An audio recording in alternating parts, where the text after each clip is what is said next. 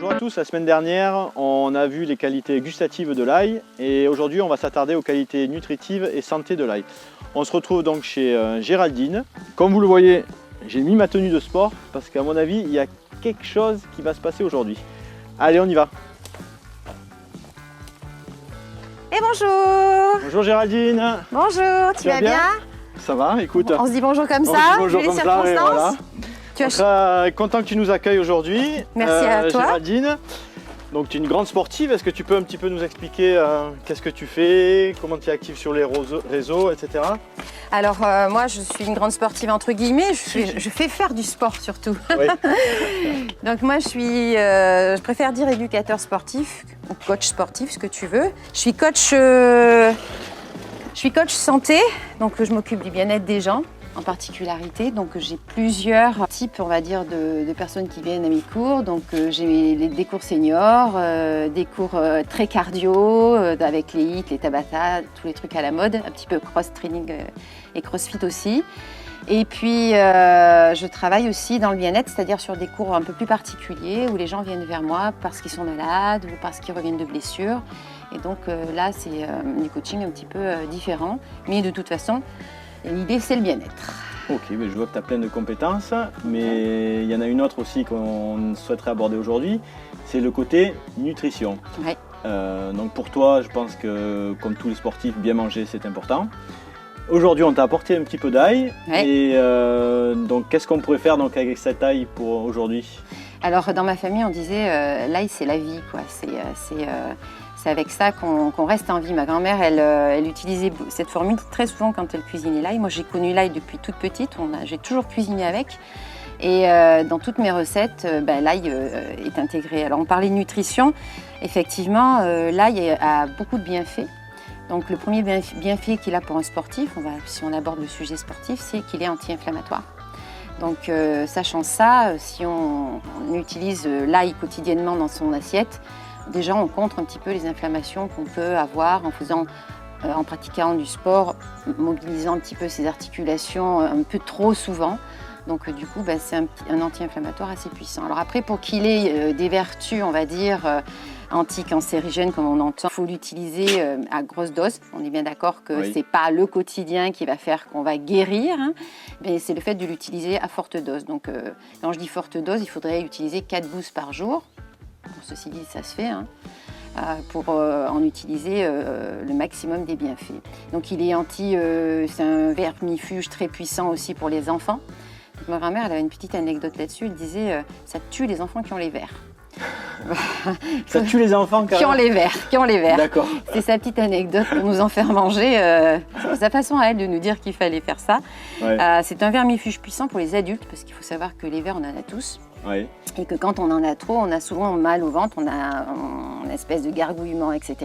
Et donc le fait de manger de lard nous vermifuge quotidiennement, on va dire, et du coup, on annule un petit peu cette fermentation qu'on aurait dans l'intestin. Donc je vois que tu es une fidèle adepte de l'ail. Ouais.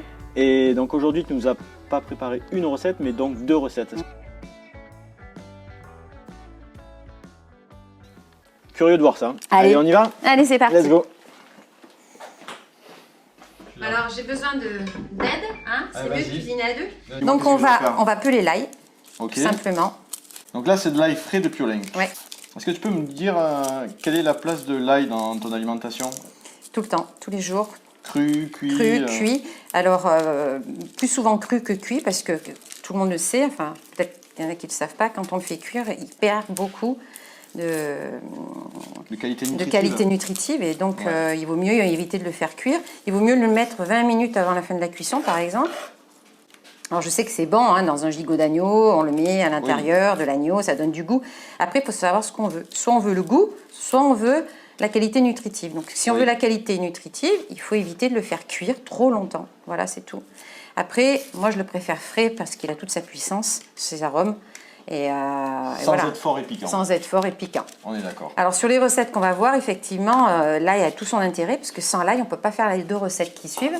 Je te recopie, hein. Je regarde. Tu me recopies. Exactement ce que tu fais. Et puis je fais pareil. Hein. Alors, il va falloir faire des petits comme ça. On enlève peut-être le plateau racinaire, non? Non. Non, tu le laisses non, aussi? je laisse la bulbe. Tu laisses tout? Je Ok. laisse la bulbe. Il faut savoir que c'est un super aliment et que donc comme tous les super aliments, tout l'intérêt c'est la bulbe, le bulbe. Hein. Aujourd'hui les lentilles, par exemple, tout le monde les fait germer. Oui. Hein. Donc le germe c'est effectivement la bulbe, on est bien d'accord. Donc l'ail, on peut manger le germe. oui, on mange le germe. Alors il y en a qui te diront non, et moi je dis que de toute façon quand on digère pas l'ail, on le digère avec la bulbe ou pas, c'est pareil, hein, d'accord. Donc Bon là si il est on frais est... là, donc là il n'y a pas de germe. Non, il n'y a rien, mais par contre, on va garder tout le vert. Ouais. Hein, tout ce qui est bon. Et les gousses, elles ne sont pas encore formées. Non, mais Elles c'est sont pas en train, grave. elles sont en train. C'est en train. Donc, il y a deux solutions. Soit on utilise le presse, qui n'est pas là d'ailleurs, qui est là-bas. Je ne sais pas pourquoi Le le presse presse noir. Le presse ail, mais moi, je préfère le faire à la main. Donc, on va couper des tout. Donc là, on peut le faire en deux, par exemple, puisqu'il est un peu gros. Attends, je suis à la bourre, il y a une étape que je n'ai pas fait. Hop. Voilà. Et Ok. puis, on va le faire en tout petit. Cuisiner comme un poireau finalement.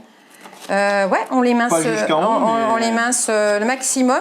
Sur un ail un peu plus sec, c'est plus facile d'émincer et de faire des tout petits morceaux. Peu importe hein, qu'on n'ait pas d'ail frais. Hein. L'idéal, c'est d'avoir l'ail de Piolenc, quoi. Exactement.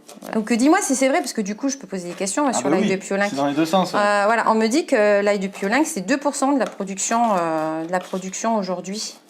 Alors, Vendu hein, à l'extérieur, à l'importation. je vais même préciser un petit peu. Vas-y. Là, on cuisine de l'ail frais aujourd'hui. Ouais, Donc l'ail frais, c'est spécifique au niveau des arômes, Ouais. au niveau du goût. ouais.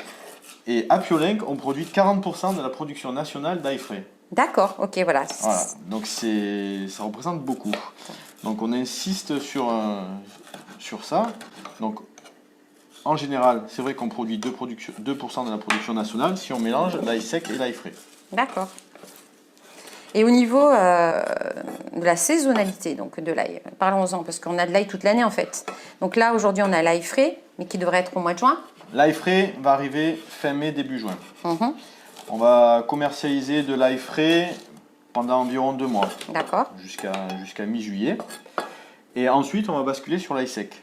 C'est-à-dire que D'accord. quand on arrache l'ail, on ne fait pas de différence. On arrache tout, on consacre une partie en ail frais, une partie en ail sec. La partie en ail sec, on la fait sécher dès le début de la récolte.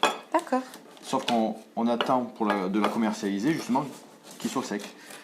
Donc l'ail sec, on commence à le commercialiser à la mi-juillet. Ouais. Et pendant ce temps-là, on se régale avec l'ail frais de Piolenc. Donc là, par contre, à le voir comme ça... Ah, c'est un peu trop grossier peut-être ce que j'ai fait. Hein. Ouais, on le mettra dans la soupe. D'accord. Finalement, en fonction de comment on le coupe, comment on l'utilise, comment Non. on le cuit, on peut l'utiliser de plein de façons différentes dans la cuisine. Alors, si tu veux, comme celui-ci, on va le mélanger donc à la tome, hein, que j'ai pas précisé, mais de chèvre. Hein, moi, j'utilise que des produits de chèvre. Ouais. Comme on va le manger en salade, il va falloir quand même qu'il soit un petit peu émincé quand même. Hein, de Oui, pas je crois qu'on va prendre le tien. Non, celui-là, on va le mettre dans la yoboulide, on va le mettre dans la soupe, c'est pas un problème. Mais tu vas quand même juste un Je petit suis en peu... train de me rendre compte, je suis un très bon cultivateur, mais un très mauvais cuisinier. Ouais, c'est pas grave en soi. Ok, donc là, on va le laisser respirer. Donc, c'est que là, il a 2 enzymes. Il a l'aléine, hein, ça fait 2 petits i, Oui, et l'alinase. d'accord. Et donc, ces 2 enzymes-là, comme on vient de couper l'ail, en fait, elles vont se rassembler. Elles vont se libérer. C'est-à-dire que pendant dans qu'ils l'ail, à l'état naturel, à l'état naturel, elles ne peuvent pas se libérer. Là, tu la D'accord. libères parce qu'on a coupé l'ail. On va laisser reposer 10 minutes et ça va Oui. former l'alinase, d'accord. qui est l'enzyme qui nous permet de retrouver tout le bien-être de l'ail. Sans ça, si tu prends l'ail et que tu le fais cuire ou que je le mets directement dans ma préparation, les 2 enzymes n'auront pas le temps de se rencontrer et D'accord. de créer cette allicine. Et Là, c'est un peu l'allicine, la chimie au service de la santé. c'est ça. C'est en fait ce qui permet, quand elle se libère, d'être anticancéreuse, d'être antioxydante Ouais. et d'avoir tous les bienfaits anti-inflammatoires, etc. Si ces enzymes ne se rencontrent pas, tu auras juste le goût, mais pas le bien-être. D'accord, moi je veux les Pour deux. la santé, voilà, on veut les deux. Donc on va le laisser respirer 10 minutes, ça suffit, d'accord. Oui. Et le temps qu'on respire, on va faire du sport. Voilà. Je crois qu'on va aller gainer, les gars. Géraldine, qu'est-ce qu'on va faire? On va Du gainage, non? Comme on va attendre que l'ail respire, je vais vous faire respirer différemment. Oui. Donc, on va travailler notre sangle abdominale et nos abdominaux par le gainage. Donc Joseph, particulièrement pour toi, je t'ai prévu donc un trampoline. Hein. Donc, du coup, on va se mettre sur les avant-bras. Allez, Joseph, avec moi. Sur les Nous, on avant-bras. fait pareil. Oui, tous les deux, vous mettez. Voilà, ici. Donc, on serre pas ces petites mains pour libérer donc les tensions musculaires. On relève un petit peu. Hop, voilà, juste. Et pourquoi Je c'est important de gainer? parce que tu travailles les abdominaux profonds. Donc là, par contre, tu vois, je vais soulever juste un petit peu. Il vaut mieux avoir un dos légèrement arrondi plutôt que le ventre qui est aspiré par le bas, en fait. Donc, on tient. Ouais, super. Donc, la tête, c'est pareil, elle reste dans l'alignement. Puis bon, on attend 10 minutes comme ça. Donc, voilà, c'est parfait. 10 minutes, ouais. Voilà.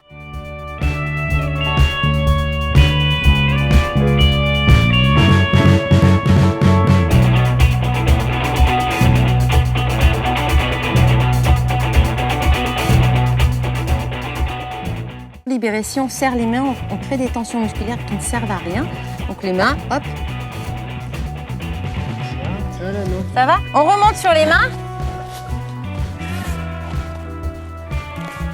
Ça va, hein? Oui, ça va, ouais.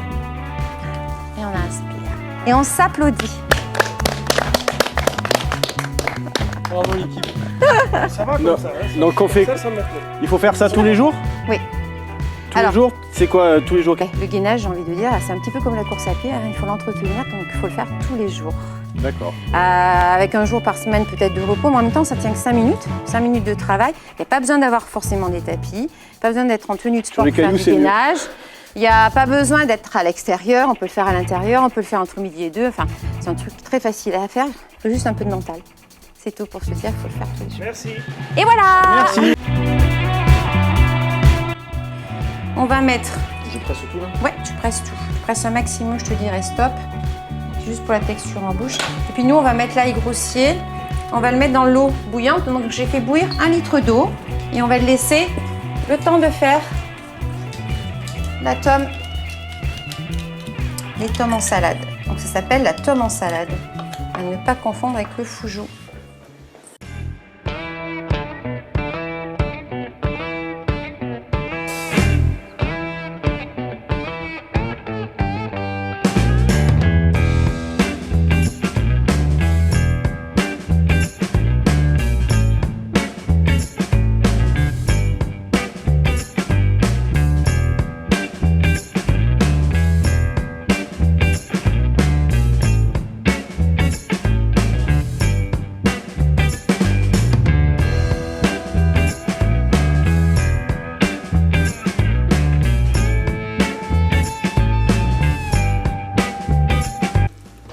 Ça sent super bon. J'ai faim. J'ai faim. Parce qu'on est bien d'accord que quand je présente ça à l'apéritif ou en plat principal avec des pommes de terre, il faut que tout le monde aime l'ail. Hein. Ah mais c'est sûr, c'est sûr. Là c'est romantique si on est deux à manger. Hein. Voilà, c'est tout. Je rajoute encore du poivre, Ouais. parce que moi, à la vue comme ça c'est pas assez poivré.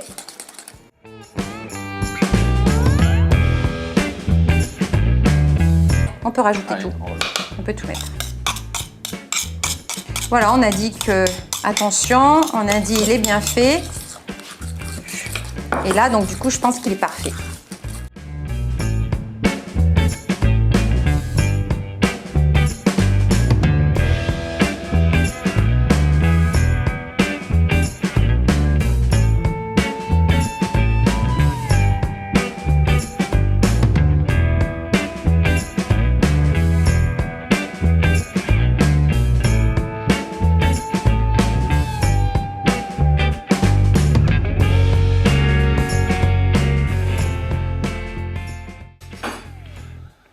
Ah là, il est super bon là. Top, top. Il va falloir qu'on vienne en chercher.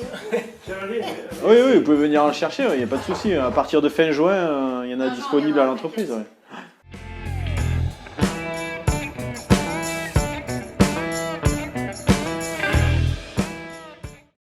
Bon, merci à tous de nous avoir suivis. On était chez Géraldine, donc on a fait un peu de gainage. Attends, je relève un petit peu, ok. Donc la semaine prochaine, on sera chez Nicole, une grande consommatrice d'ail, qui nous présentera sa recette. Ciao à tous!